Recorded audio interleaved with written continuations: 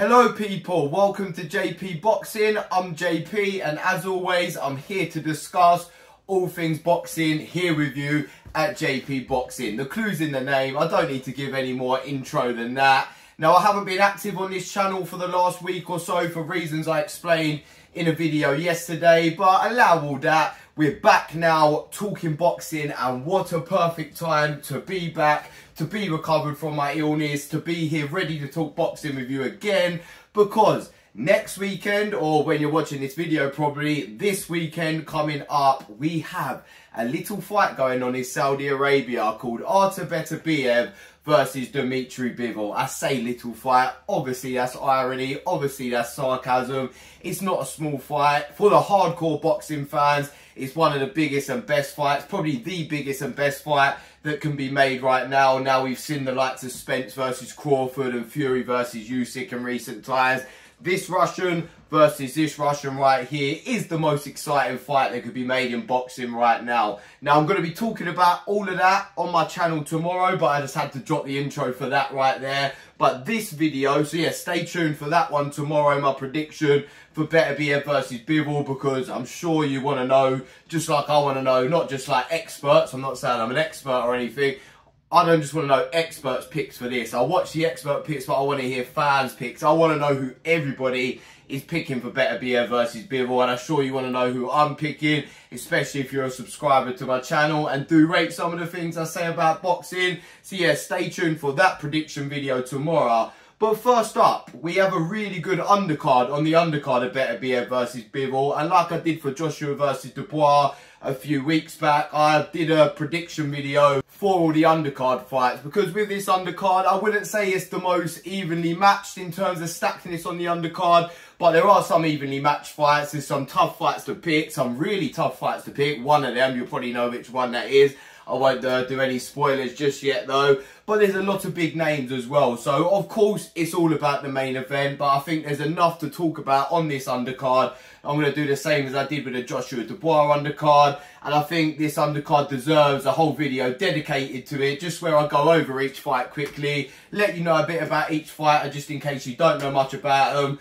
and give my pick for each one. So yeah, let's jump into it. I'm sure you can tell I'm excited, mainly for Beterbiev versus Bivol, but there are some, or one especially, you know which one it is right here, really exciting fights on this undercard that I'm absolutely gassed about too. I'm not going to go in the running order that they've got it here, because I think if they do that running order and put Chris Eubank Jr. against Cesar Meta, a completely unknown, not unknown to the hardcore boxing fans, but a guy that's not an exciting opponent for Eubank Jr. If they put that in chief support just because Eubank Jr. is a diva and probably asked for it and probably said they only fight on the show if that's the case or something like that, if they do that, they're stupid. Wardley versus Clark should be chief support. Adi Odolipo actually said in a video recently they have made that one chief support now, so that's the running order I'm going to go in, the most recent running order we've been given, and I think it is a fair running order the way I've got it here. So yeah, jump in. First one, we got a Saudi Arabian guy making his debut. I'm not going to spend too long on this one, don't worry, but got to mention it. It's on the undercard. It's good that they're now getting Saudi Arabian fighters on these cards too, because if boxing's getting massive in Saudi Arabia, it's only fair to the Saudi Arabian athletes to sound like sport getting massive in Saudi Arabia. Yeah, you're bringing all these big names, but it's a bit unfair on the Saudi Arabian athletes if you're not getting them part of the action too. There's not many good Saudi Arabian boxers around at the minute, but this guy, apparently he's a highly rated prospect. He's making his debut, Mohammed Alikel. Probably someone who maybe a few years back was kind of interested in boxing, saw Joshua versus Ruiz happen. He looks very young in the interviews I've seen him in. You can't find much footage on YouTube, but he might have been just doing a bit of boxing a few years back. Joshua fights Ruiz over here. Joshua fights Usyk. The sport starts getting massive in the country. And then he really gets into it. He gets better coaches. He starts developing more. They open more gyms. This guy, if he is going to live up to being a highly rated prospect coming from the amateur scene, I'm sure it's amateur scene. I hope it ain't YouTube scene he's coming from and just highly rated because of that. I highly doubt it being a Saudi Arabian. But yeah, if he can live up to the hype, he could become like one of Saudi Arabia's first big stars, especially if he makes a statement on a show like this. The guy he's fighting, it's his debut as I said, the guy he's fighting, Jesus Gonzalez, won 3, lost 2. It's a super featherweight. It's a 4-rounder. To be honest, I haven't seen much of either guy. There's a couple of Gonzalez's losses on YouTube. He doesn't look good at all to me. But Alakel, he's good, obviously, if we're talking Saudi Arabian level, I think, but I can understand why he's one of their most highly rated prospects. But from what I've seen him in on the pads and stuff, he's got the flashy hands. But you know when someone learns to look really good on the pads, but then you look at their footwork and stuff and it's not actually all that. He looks like that type of fighter. So I think, obviously he's young, so they're going to take time with him. It's not a risky opponent for a debut. I wouldn't put him in with anyone risky yet. I think he'll come through this, but you know, it could be quite an evenly matched 4 rounds, you know, with him maybe just nicking each round, just being a bit, I was going to say younger, but Gonzalez is only 21 as well, but a bit sharper, a bit fresher, like I said, and just being a more highly rated guy with the confidence. I think he should nick in a 4 round of points win here. That's enough about that one. Let's move on to the bigger names now. Next up, we've got Ben Whittaker versus Liam Cameron. Now, I'm sure anybody who watches boxing right now, I don't need to tell you who Ben Whittaker is. He has quickly become one of the most famous guys on the planet, especially with famous boxers on the planet, sorry, especially when it comes to social media. The numbers his fights do now are absolutely incredible. He is only 8-0 though, with 5 KOs, only 8 fights. He hasn't stepped up and fought anyone of a good level yet. He's been fighting at sort of like lower sort of British level, a few like journeymen come over and stuff. But he's looked real good, he's looked brilliant, looked pretty much untouchable. This is a bit of a step up here, Liam Cameron. I'd say Liam Cameron's solid British level, won't go any higher than that. The way some of these are trying to sell you is that the way the promoters are trying to sell it to hype it up more is that, oh, Liam Cameron pushed Lyndon Arthur, who is an IBO world champion. First, IBO isn't a real world title. Say that time and time again. I'm going to say that for the Eubank versus Cesar Meta fight as well. We do not here at JP Boxing or any legitimate YouTube channel, not saying one's legitimate yet, but any legitimate YouTube channel as well will tell you that IBO is not a real world title. If you're a real boxing fan, if you're a real boxer, you'll know this. So just because Cameron's pushed Lyndon Arthur in a close fight for a fake world title doesn't suddenly mean he's world level. But he is better than anyone Ben Whittaker's fought so far. He will try to push Ben Whittaker. Do I think he's going to test him in any way though? Obviously, you look at the experience. He's had 29 fights. So what's that? 21 more fights than Ben Whittaker. He looked all right against Lyndon Arthur. It was a close fight. Some people thought Liam Cameron won. It was a split decision. He looked tough at times in that fight, but there was one moment in that made me think, although he's never been stopped in his career, that he has a bit of a weak mentality. The bell rang or the referee called break. I can't remember what it was exactly. Lyndon Arthur just flicked out a little hook, and at first the ref started moaning. Liam Cameron was like, oh, like hurt a bit, and then literally after like 3 seconds pretended to be knocked down by the shot. Obviously trying to get Lyndon Arthur disqualified. We've seen fighters do this before. I think it's really muggy and a bit embarrassing when they do that. Like, that's not a winner's mentality there. You're trying to get a win by disqualification, trying to take a win, not trying to take a win off the other guy, but yeah, you're just trying to cheat a win pretty much. If you're actually hurt by the shot and you go down, then maybe I could understand the disqualification. But if you're trying to fake that you're hurt to try and get a win via disqualification, that's not it, man. As a fighter, you should not be doing that. So although he's never been stopped in his 6 losses and in his 29 fights, Ben Whittaker's got to try and make a statement here. People question his power. He doesn't really sit down on his shots too much. That's probably why he hasn't shown much power yet. I think smart money here, if I'm honest, is probably on Ben Whittaker, wide on points, just outboxing Liam Cameron all night. Don't think we'll see as much showboating here because Liam Cameron's have got to give it and get a bit dirty in there too. I think though, I don't know whether to say Ben Whittaker points or Ben Whittaker mid-round stoppage. You know what? I'm going to be bold. I'm going to back Ben Whittaker here. First time on a Saudi Arabian show. Make a fucking statement, man. You've already got eyes on you, but now you need to like take it to the next level. Just throwing a jab and doing this now and doing your little dance. We've seen enough of that now. Now we need to see the real stuff. This is time. You've got to step up here. Show what you've been saying, that, oh, you fight to the level you're at, kind of, that you're going to get better as you go up in levels. Well, this is the time to do it. It's a step up now. Step up your performance. Get the knockout win, Ben Whittaker. I believe you can do it. So that would be my prediction here. Ben Whittaker makes a statement, gets a stoppage, and let's say I'm going to say the 3rd or 4th round. I'm going to say, and then that's a big statement because Liam Cameron's got a good chin. He's limited, but got a tough chin.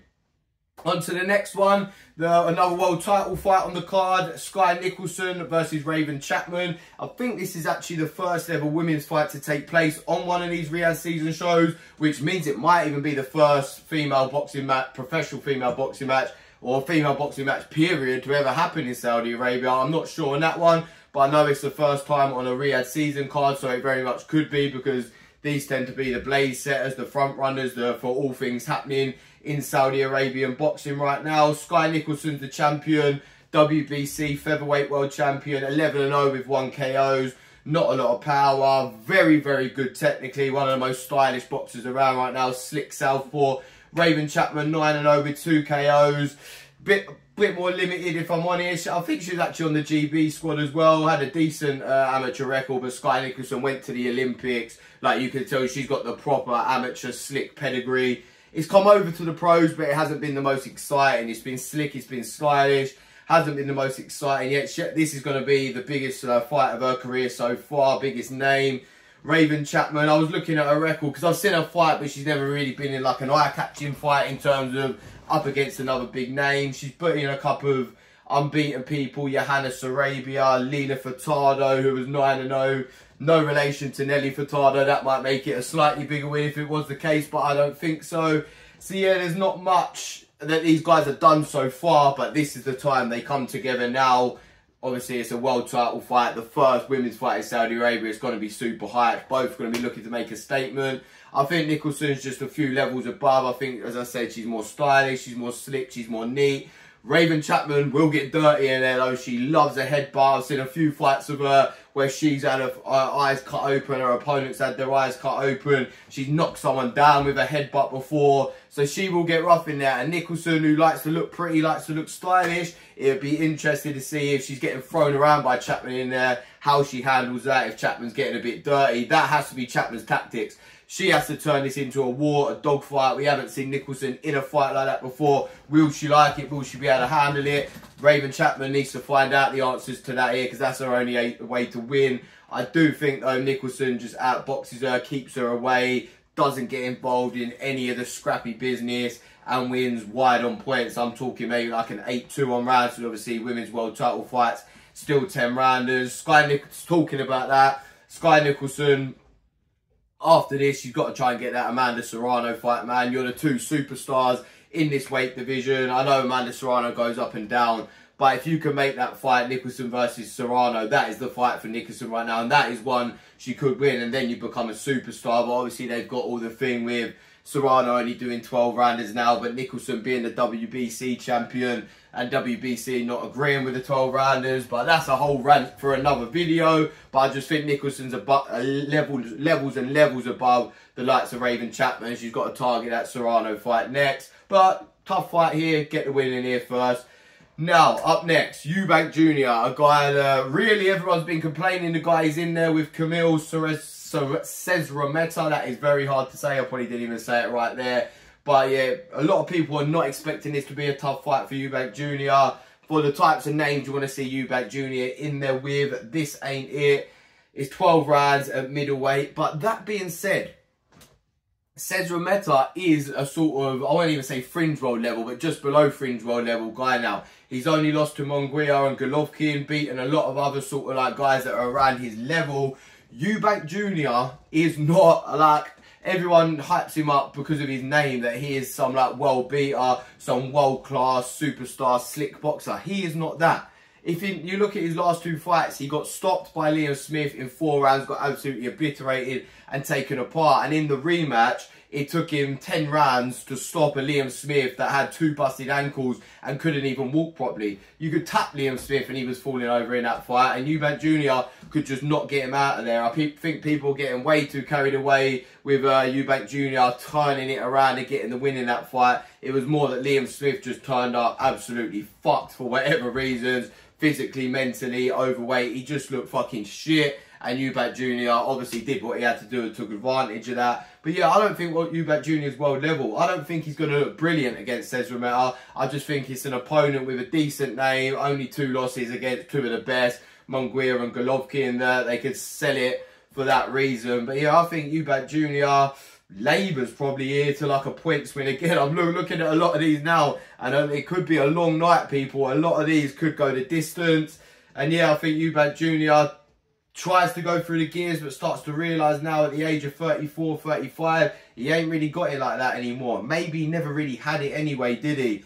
So yeah, I don't think it's going to be dominating or an early stoppage from Eubank Jr. I think he labours to a points win, looks a bit average, and then we realise why they put him in there with a guy like this. Now next up, Jai Opataya, a guy who never labours to a win, although he did have a tough one in his last fight, but usually is taking motherfuckers out in the first 2 or 3 rounds. He's up against Jack Massey, another British guy. Is it going to be another British guy that he takes apart? You know, he did it against Jordan Thompson. He did it against Ellis Zorro. Sorry if I keep rubbing my nose here. I've got really bad hay fever right now. But yeah, up against Jack Massey, who is just a guy that is like a solid... I'm not going to say his roof is British level, but he's never really done anything above British level so far, other than give Joseph Parker a good fight up at heavyweight in that random fight that happened a few years back. But he did actually really impress in that. That's where he made a bit of a name for himself. I like Jack Massey. He's a real trade fighter that is going to come. He's going to give it everything he's got. But like all these other guys that give it everything they've got against elite level opposition, he's probably going to get picked off, beat up and stopped. Jai Opataya is levels and levels and levels above Jack Massey. Like I said, Nicholson's levels above Chapman. The gap in this one is even more, man. But it's not Opataya's fault here. He offered the fight to Chris Billam-Smith for a unification on this card. Chris Billam-Smith turned it down. We now know Chris Billam-Smith is fighting Zurdo Ramirez, so we're not going to say he was ducking or anything like that, even though he knows Jai Opataya is a much harder fight. But yeah, we can't moan at Jai Opataya here. He's just fighting who they've given him. He wanted the unifications. I don't know if he'll get Jack Massey out of there, but I think if anyone's going to, like, you know, if the fans are getting a bit bored of it all going the distance here, say Beterbiev Whittaker doesn't make the statement, someone needs to get a fucking knockout, Jai Opataya will be the guy who'll be like, okay, put my gloves on, let's go, and he will go in there and he will try and obliterate Jack Massey. He tried to do it against Bradis in their rematch in his last fight, and that's why, because Bradis stayed in there, he was actually tired in the later rounds. If he goes through the gears against Jack Massey, although I think Jack Massey is very tough, I do think he'll get him out of there. He's levels and levels and levels above him. Right, they're the big names, the big favourites against the guys that maybe could challenge him, but they're selling them for really one fighter there, aren't they? Like the Saudi Arabian guy, Alakel making his debut, Ben Whittaker, Sky Nicholson, Eubank Jr, Jai Opataya. They're all big names, they're all big favourites.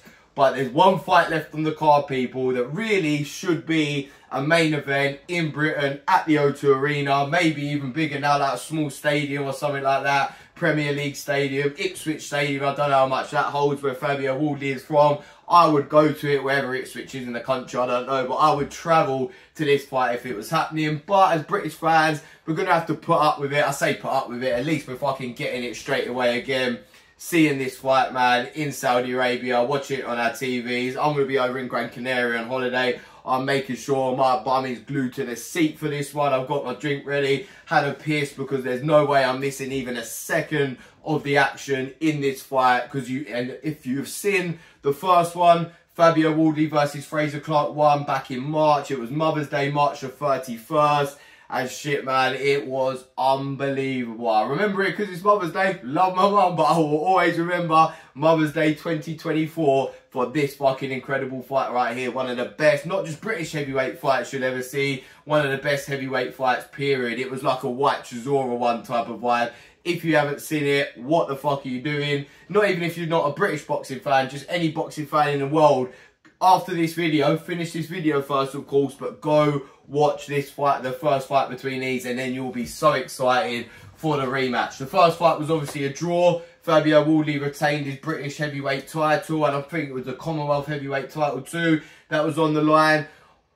It was unbelievable. It was fucking back and forth. It was a war. There was skills on show, but a lot of fucking punches just landing straight on the chin too. Fraser Clark was dropped once, had a point deducted. A lot of people thought Wardley just deserved to nick it. I can't remember exactly how I scored it, but I can't remember if I had it a draw or I had either guy by a point. I'm thinking, like, if I really try and rack my brains, really all I remember about this fight is carnage, that's it. But I can't even remember. Maybe by the last few rounds, I was like, fuck this, I ain't scoring it. Let me just sit there and enjoy it. But I think I might have had Fraser Clark nodding it by a round, but I just can't remember. A draw was the fair result. We get to see the rematch now. It's an instant rematch straight afterwards, 6 or so months later. What's going to happen in the rematch? I don't fucking know, man. I'll be so honest with this one. I do not know which way this is going to go. I've studied that first fight. I've studied a couple of their older fights and that again. And when I was watching it, I was like, oh, Wardley, oh, Clark. Like, it was just back and forth all the time. And I'm going to pick Fabio Wardley via a close points decision. But if Fraser Clark wins this, I will not be surprised at all. If it's a draw again, I will not be surprised at all. It really could be the case with this one. They're that evenly matched. I just think Fraser Clark might be the technically more sound, neat boxer. Defence might be slightly better. Wardley's face looked more mashed up in the first fight. But if a guy that's still learning more and has a higher ceiling, and coming from the unlicensed scene, that sounds a bit crazy when Fraser Clark come from the GB, like ABA, like high pedigree boxing. I think Fabio Wardley will actually go on to be better, and because he's 4 years younger too. So I think he can make the improvements. He's got the sharper hands. He's got the better fitness. He can go through the gears more. He hurt Clark a lot more times. Clark boxed better. He controlled the pace a bit more. But Fabio Wardley stunned Fraser Clark a lot more when he did let his hands go. He just got a bit too crazy and a bit too gung-ho in there. I think he thought, okay, this guy's the amateur boxer. This guy's the ABA, GB boxer. The guy went to the Olympics. He's slick. Let me take him to war. Let's see if he can handle this. Fraser Clark could look a bit slung and unfit and a bit lethargic at times before this. But to be fair to him, he went with Wardley in this one. I think Wardley this time will stick to his boxing skills a bit more. He said that he listens to his coach, whatever his coach says. And I think his coach will tell him, slow it down here. Box the first 4 or 5 rounds. Try and stay away. Flick your jab out. Box and move. Pick Clark off. And then go at him in the later rounds. So we might not see as exciting here, but the way them two guys finish round 12, the way they're going to want to prove themselves again, the way they're going to be hyped up like, let's fucking go, and fair play to them for coming straight back into a fight like this after the war they just had. But yeah, I think it's going to be unreal entertainment in the later rounds this time, but both of them will be boxing in the first half, and then they'll think, fuck it, let's go again now, I want the war again.